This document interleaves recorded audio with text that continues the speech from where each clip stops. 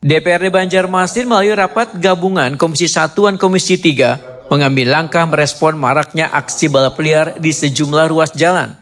Dalam rapat dengar pendapat bersama unsur kepolisian, TNI, Dinas Perhubungan dan Satpol PP, disepakati strategi pencegahan terpadu yang menitik beratkan pada rekayasa lalu lintas dan pengawasan lapangan. RDP yang digelar jelang tengah hari Kamis 22 Januari 2026 membahas titik-titik yang sering dijadikan arena balapan oleh kalangan remaja.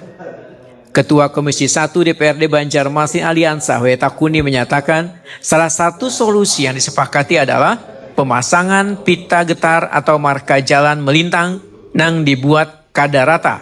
Pita getar akan menimbulkan getaran wan suara wayah kendaraan melintas sehingga pengendara otomatis mengurangi kecepatannya.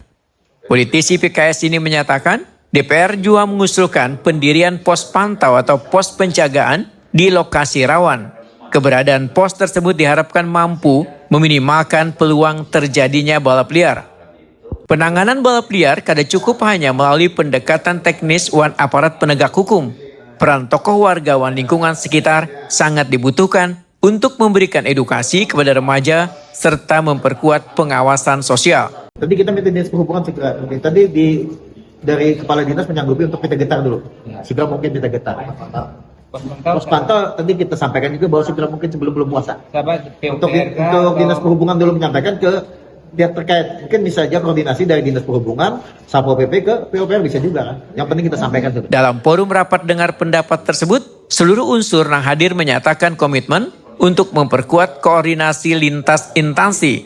Patroli rutin dan pendekatan persuasif akan tetap dikedepankan, disertai kesiapan melakukan langkah tegas apabila diperlukan.